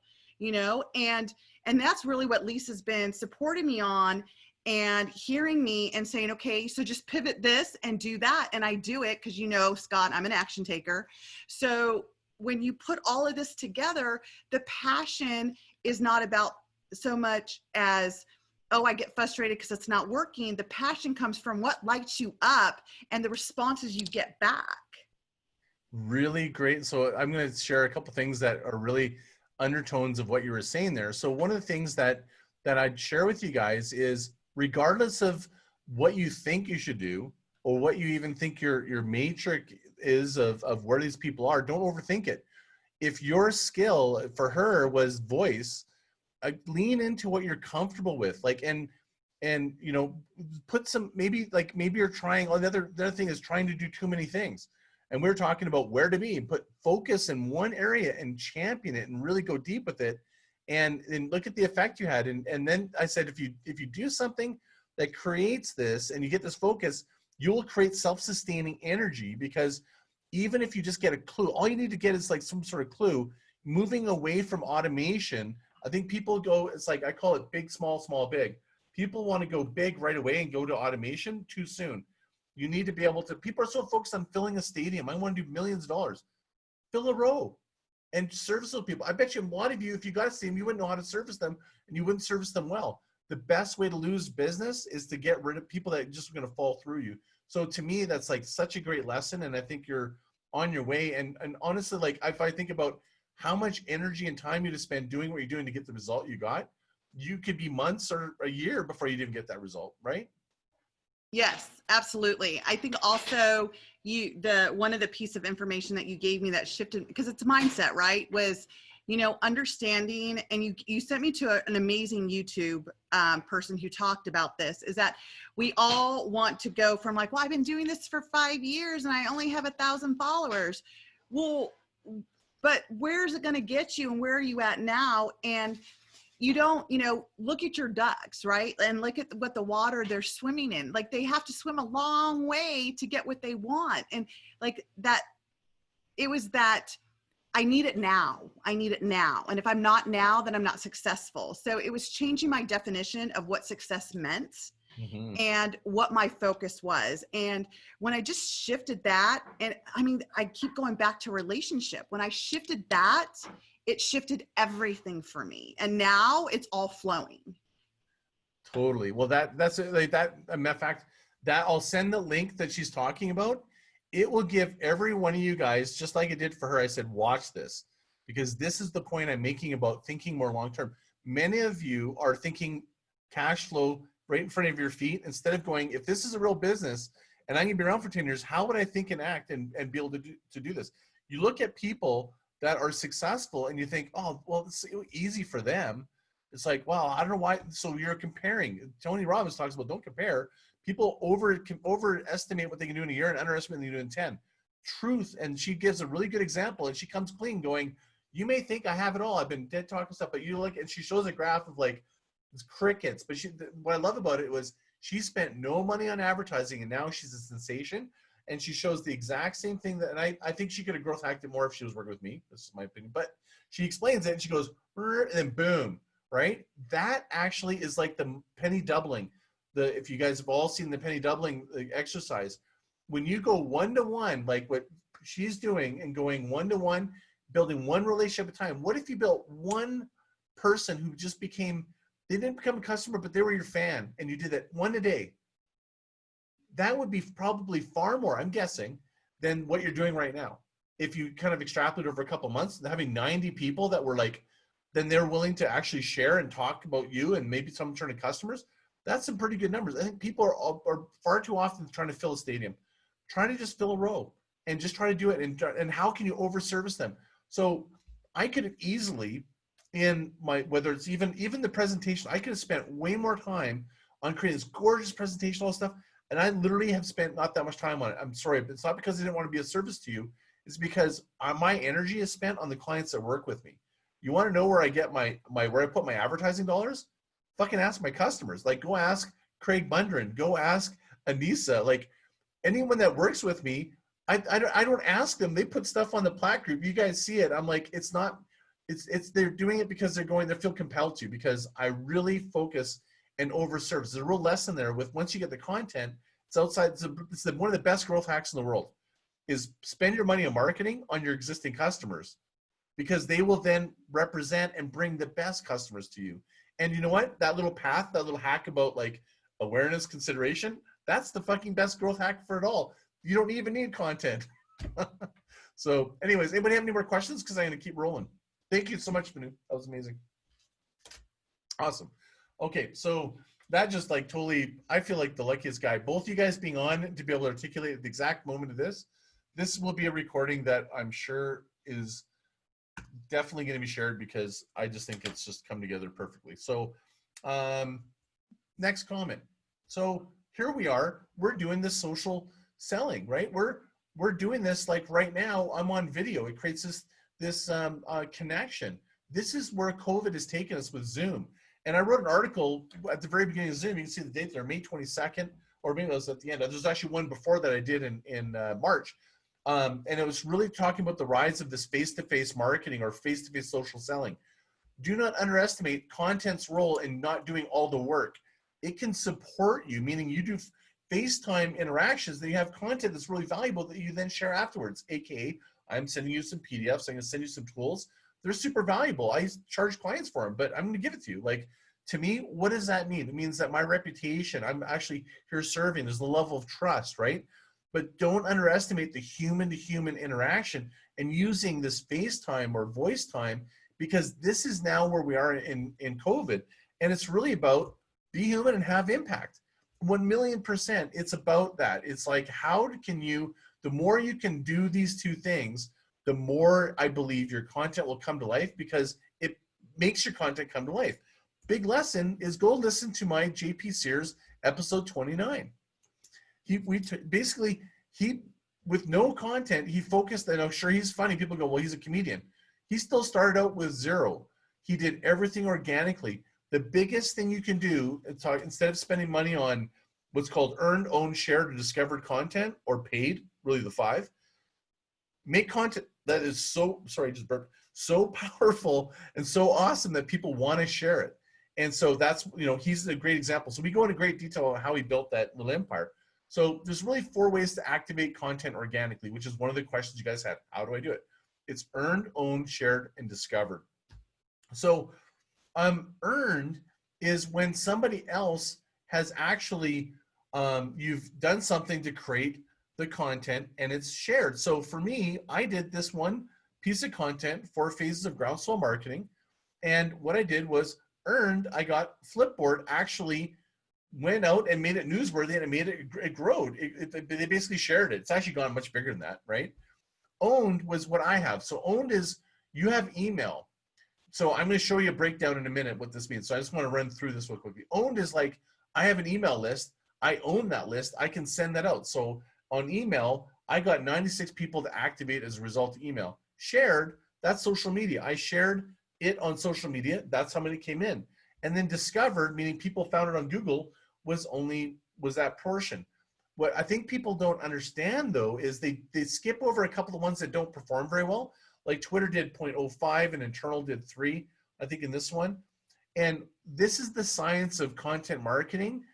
It's if you really do the math, going, what would you give to get an increase of 1% on everything you do compounded? It would be pretty powerful. That is actually the science of people that know how to growth hack.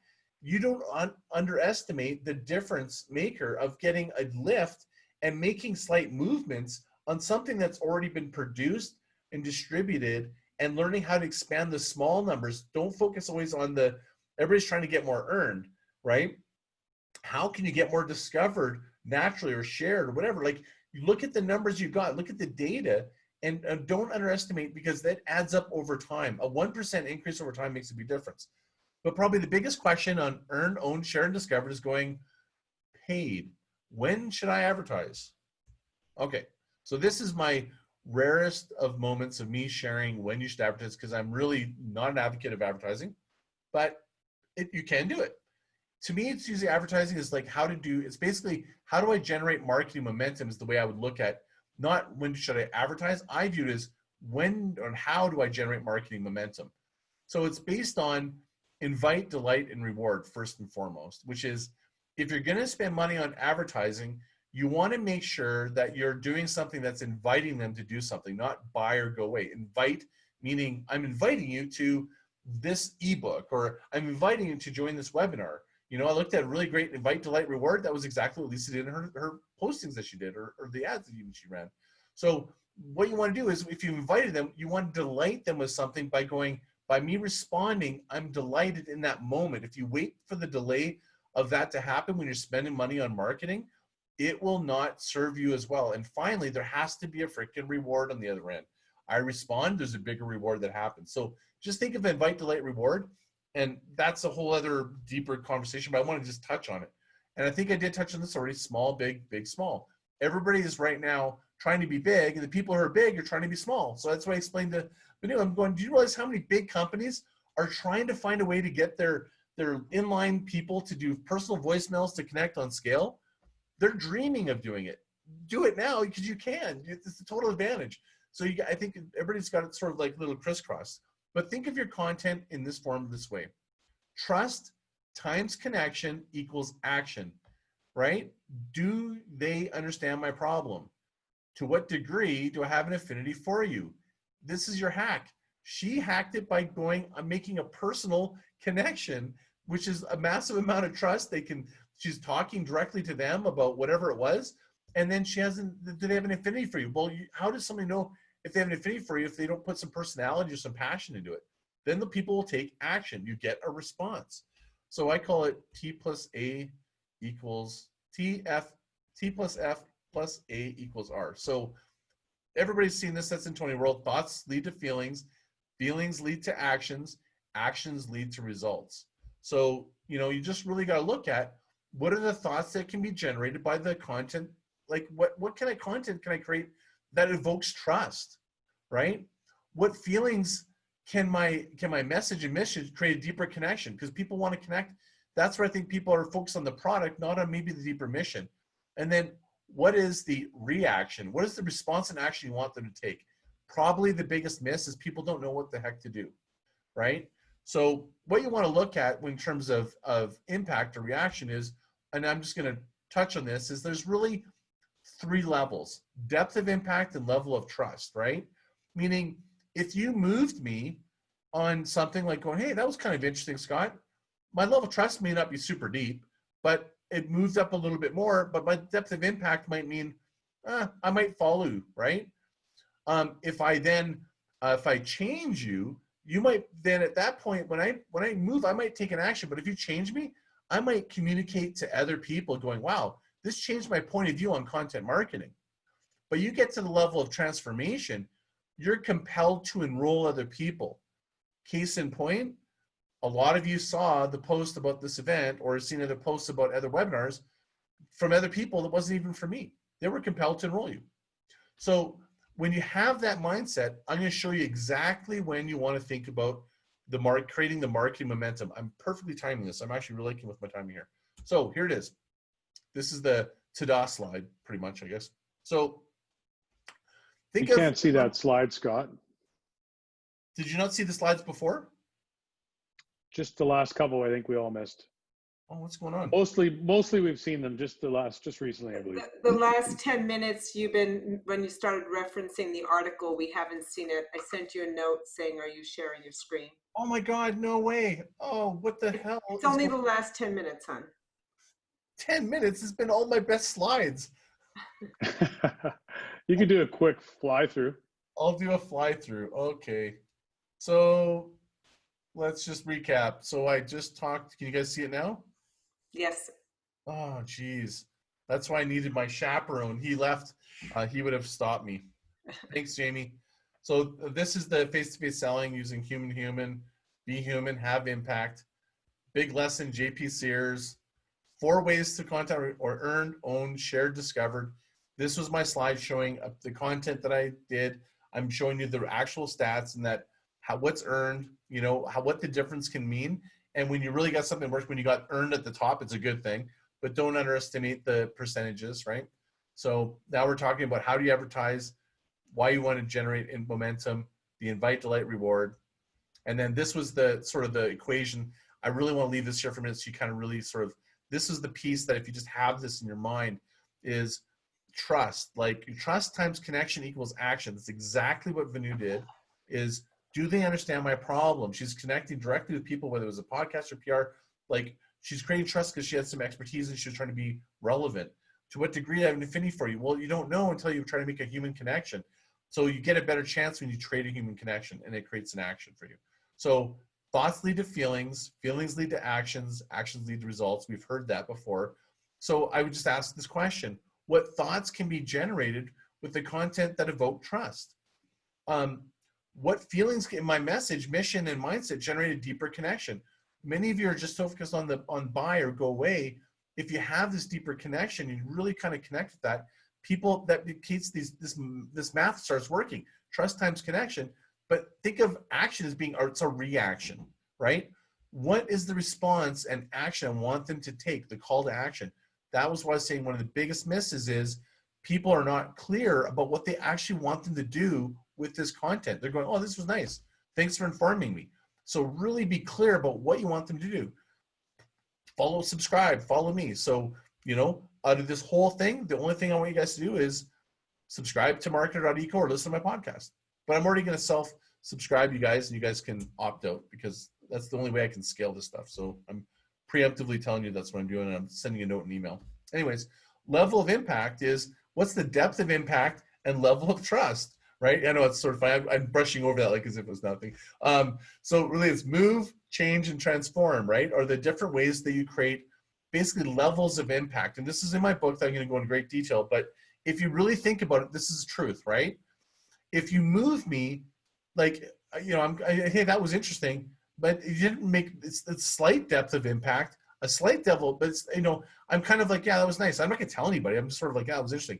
If you change me, you change my mind, or change the way I think about something, it has a deeper one, and that I'm willing to communicate to other people. But if you transform me, you're compelled to enroll other people. Tony Robbins, are you not compelled to get people to go, oh my God, you got to go see this guy because he's incredible, right? He starts with moving you, but he goes right to transform pretty quick, right? So to me, think of your content in those stages and be okay. If you just move them, they go back into the cycle and you basically look to grow them. It's part of a process, right? You can't transform everybody. It takes time, it takes relationships. So this is I finally was going to re-show you, this is the ta-da slide, right? The ta-da slide sequence. So most of you, this is the sort of the sequence of how marketing goes, right? Like how when you put a piece of content out there, this is what it looks like. And I promise you, this is exactly how it is. You put a piece of content, it gets some traction, slowly it goes away, and then it kind of just falls away, right? So most of you in your mindset, so this is a mindset thing, and I want to change your mindset. I want to transform your mindset, actually, is what I really want to do, but I'm just hoping for changing it. Most of you are going, I've got a piece of content, I got 1,000 views, and then you go, I need this next content to do better than that, right? You're like totally focusing on what I call this, please, let's make it go viral. Like you're totally focused on how do I get that piece of content to do more? And I call this the single content treadmill, which is you're focusing on the peaks. I'm going to show you that that's actually the wrong thing to focus on.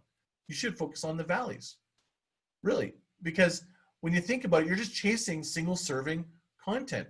But if you take that one piece of content and go, how can I then look at this and create momentum and move that piece of content higher up the scale instead of going back with one piece of content? And it starts with this. And again, I'm going to compliment Lisa because I believe that I think she did this exact process. So first think of it as, remember we talked about your own, let's call it your tribe, right? So I have this email list, I send it out, and you send it there first. So if you follow my podcast, I don't actually share it on social media until I've actually internally shared it to my tribe. And what will happen is it'll grow, it still follows the same process, and then it'll slow down. Slow down isn't the end, it's the half-life. Then what happens is social media, then you go and share it. When you share it, you get another little lift, and that's called one-to-one when you do email, when I'm personally sending you content, but it's one to few now when I send to social media. The next is, this is where you would do paid. If you're so inclined to do paid, it's this at this point that you want to look at paid. And what you want to do is, many of you are doing this probably inherently, like looking at it, but what you want to do is if you follow a sequence and go, which one is actually organically getting the most, that's when you do paid to get few to new. But then this is the step that you're probably not doing, is going, and this is where you try to activate, going, earn. How do you go from new to newsworthy? And you use the social proof that you have to then go pitch that content. If you are not thinking about this, that means the content you originally made is probably not valuable enough to be newsworthy. Might be a clue. So that actually, if you actually think of that at the outset, that'll create this marketing momentum for you. It also gauges the content that you really want to perform for you. And then you'll hold to the standard that content should be against, versus all your content being weighed against the same way. And I'm fine with content going up and not making it newsworthy. I'm just giving you when I would actually spend money, is if, this is my sort of biggest point about it, is if you didn't think it was be newsworthy that you'd want to see in a paper, you probably shouldn't spend ads on it, right? So in the end, it's all about get more customers, grow by increasing money per customer, and keep customers, spend more often. That's really what this is all about. It's about, and so this is my breakdown, is I help you with this process. I like you to build systems and strategies, like spend time in the build phase, give to get more customers. So what can you give? Like by voicemail, give value and so forth. Like what can you do to give? Grow by increasing money per customer. So that can mean actually grow through other people by them working with their ecosystems or helping partner with them and different things that we talked about earlier on. And then lastly, to transform, you need to move, change. That's the only way to keep customers and return and spend more often. And the only last point I want to make, my last slide, is I've been reading this book called Essentialism. I think a lot of you are doing this. You're doing content and you're just going, remember we talked about with Vanu and her focus?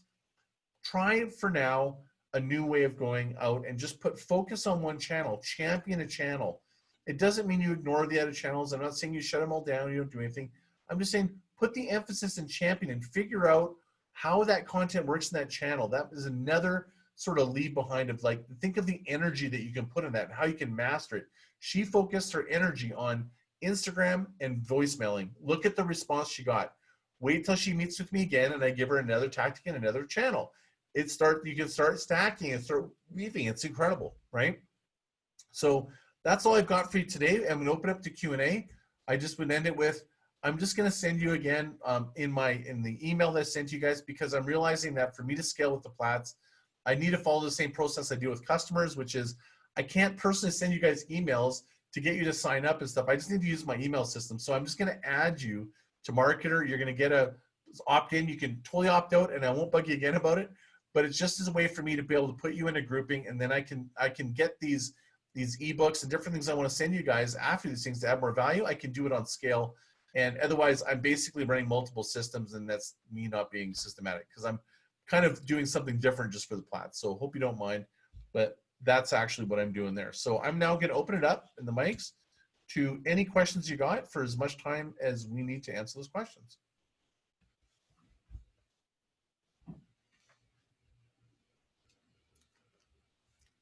Anybody have any questions at all?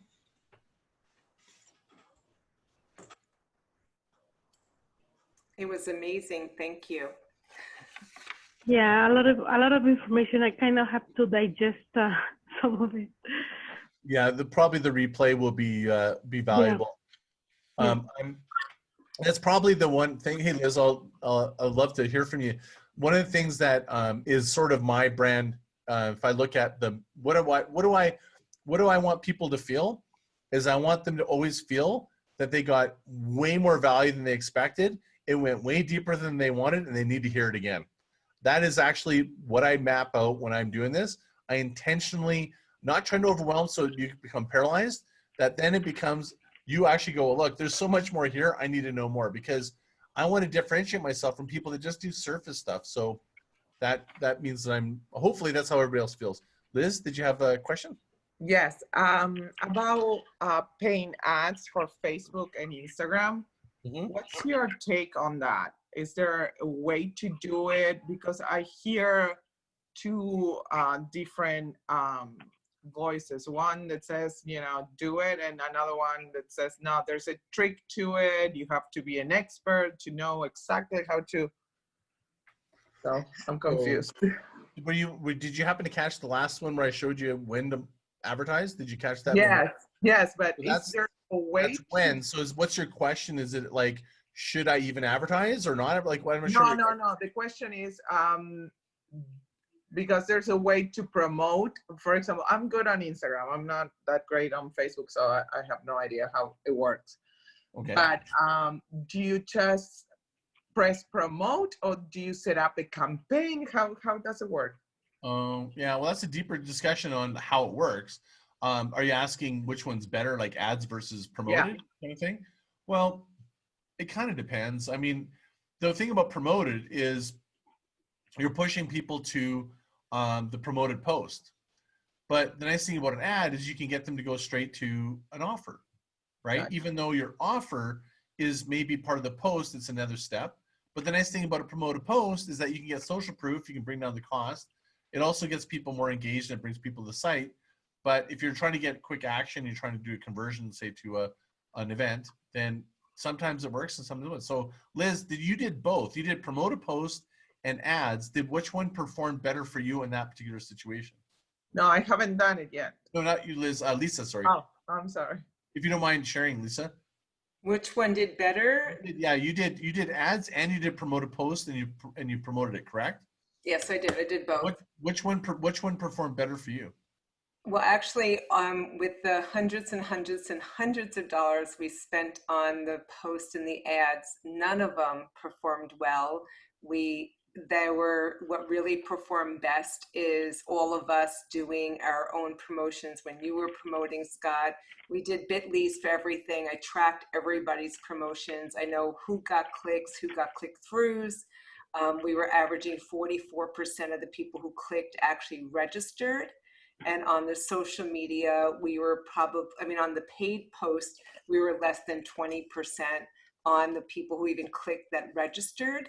And we were averaging $22 a person who registered, which was ridiculous. Case in point, why I keep telling people, squeeze the juice of organic first before you go to paid. But I understand that might seem like it's more work, but you could be spending a lot of money and time and you're never going to get to the solution. But it does work for some people. If you got someone that's really great at it, or you have an offering that's like, doesn't require a lot of consideration, it's like an impulsive purchase, then, sometimes that works really well. But an event, there's that, what she just described is basically, I feel like it's Groundhog Day when I ask that, so. But I just kind of expand on that. A lot of people don't know how to read statistics, Scott, like you and I do. So they look at it and they go, oh, it's only costing me 36 cents or 86 cents a click. But they don't understand it's not per click, but it's per conversion. We're giving something away for free. And when we looked at how many people actually clicked to how many people actually registered, it ended up being $22 a registration. So you have to know how to read statistics. And I'm a big person about measuring what we do and see where the return is. And the best return we got was through mailing lists, through social media, through tagging people, through repetition. That's where we got our best return. And really tough doing it on an event, because you didn't have time to do all the stuff that you do when you have a regular business. You've got way more levers when you have another business than somebody's doing an event. So she was in a tough spot, but yet she had a massive following and unbelievably skilled. I almost think that might be a good webinar, is to understand conversion tables, how to do baselining, and how to determine when to shut off the tap and when to put on the gas, right? Yeah, without a doubt. Yeah. Lisa, let me ask you, I'm sorry to interrupt. Did you say that you use Bitly? Yeah, well, what I did is we had 18 speakers, so we wanted to know who were posting what they were posting and measure the conversion that they were getting. So Bitly is just a way to be able to shorten a link and track who's clicking, where they're coming from, if it's coming from direct social media or emails or SMS, so we can actually tell what we're getting. Yeah, I can show you guys. Do you understand what that is, Liz? I saw a bunch of time, but does it connect to your landing pages and stuff like that, or? You guys, I'll share my page here. Just to shorten URLs in general. Yeah. So can you see my my screen now? So make Yeah. sure. So this would be a Bitly, and what it does is, based on the content, you can basically shorten the URL. It gives like a little short URL, and it tells you how many people activated or looked on the content, from what country, what channel, whatever it is that you want to do. And it just gives you like a little bit of breakdown. I clearly don't use them as much as I should, but it's a really smart way to actually track and measure your content. So you just go to Bitly, have a Twitter account, you pop in the URL that you want your content, that the destination of it, and you then use the Bitly new URL. And then when you share it, it tracks exactly what that content does. So that works really nicely when you have multiple content, or you want to just know, when I shared the content on that medium, did it work? Or if I had that content and I gave it to that partner, did they actually deliver? That was great for Lisa, because she gave her some feedback going, who actually showed up to actually give value, right? Like when she was trying to figure out, like maybe in the future partnering, she's going, well, who actually put some effort in? Who actually delivered? Because that's what's going to make meaningful content. So again, back to that whole thing I talked about before, the real hack is actually working with other people. It's like not really working with paid stuff, but you can still do it. So we got about 3 more minutes, because I want to be right on time. Like I have a clarifying question for Liz. Liz, were you asking about a Facebook ad versus a boost, or is a promotion is different?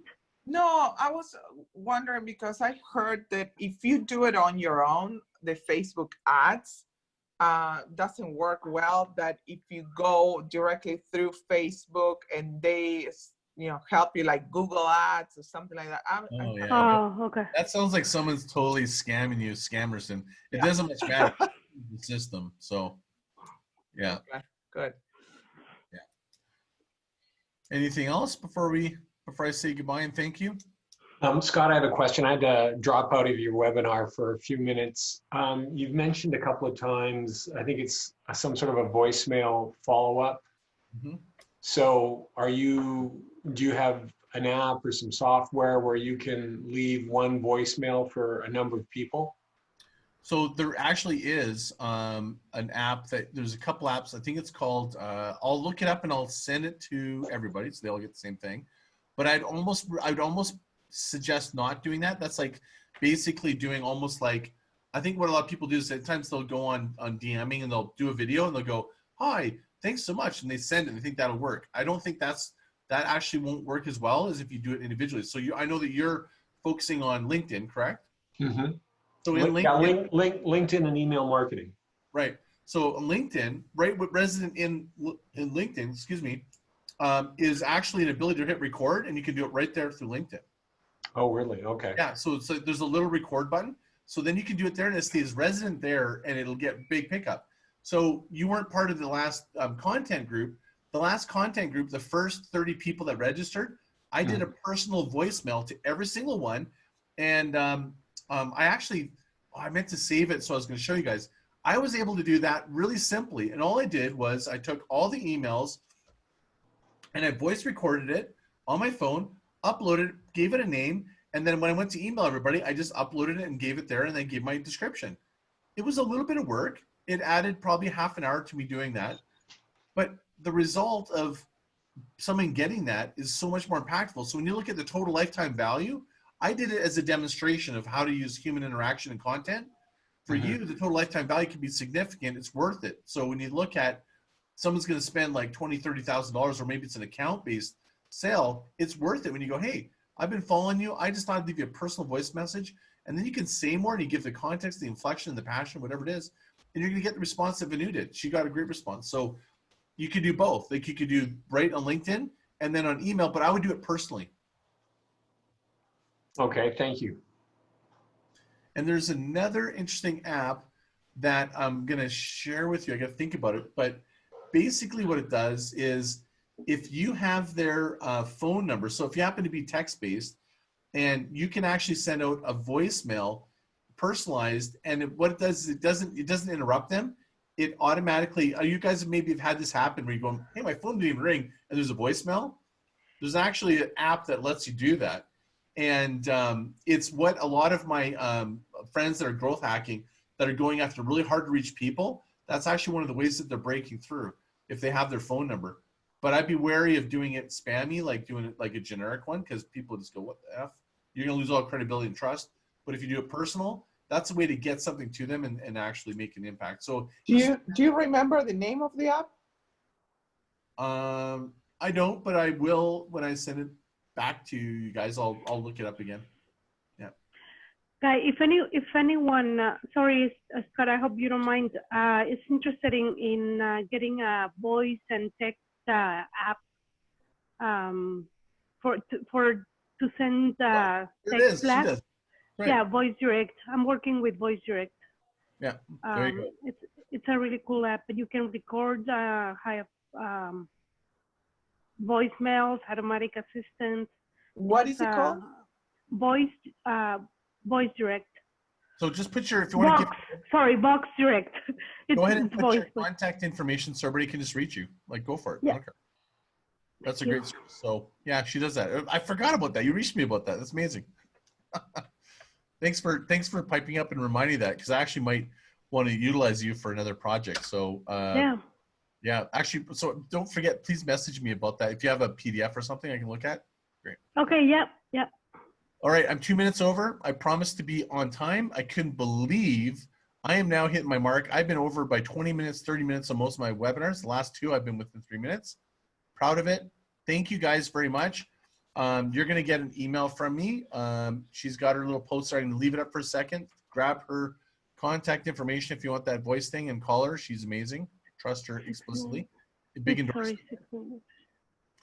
And I guess to the rest of you guys, thank you so much. I really appreciate you guys coming on. And I have a tradition that many of you that have been on my webinars is that I'd like to get, if I could, I'd love to get a shaka from everybody that's on the webinar. Double. Thanks, guys. I really appreciate it. Thank Awesome. you, Scott. Hey, guys. Thanks again. And Thank you, Scott. you're welcome. And I'm thinking about my next Brother. one, buddy. So I'm thinking about the next one I'm thinking about doing. I've got one coming up in July that's about growth acceleration. It'll be basically growth hacking. But I'm thinking about, is everyone here, would you be interested if I did a thing on LinkedIn? Because I know Stuart was asking about it. And Yeah, I'm interested. I used to run a LinkedIn course. And I just interviewed the top guy in the world he literally had the largest account in the world for LinkedIn advertising. And Mark, the top organic guy, like, I can't remember his name right now. He's introducing me for my podcast. So, and even on top of that, on top of my course, I could probably do a pretty kick-ass LinkedIn. Because right now, LinkedIn, if you do it right, you could crush it. I'm more favor on LinkedIn than anything else. I think the rest are like a very distant second. Yeah, no, I'd be very interested in attending a webinar on LinkedIn. So, I would too. And I'll get more people for you. all right, awesome. Well, okay. Let me determine if I can do it next Tuesday, or if I can give a week break and then do it the week after. So I'll get back to you guys with the notice, everyone that's on here. Anyways, guys, thank you again. Have a great one. Until next time, mahalo. Appreciate Thank you. you, Scott. Thank you. Thanks, See you guys. Scotty. Bye. Bye.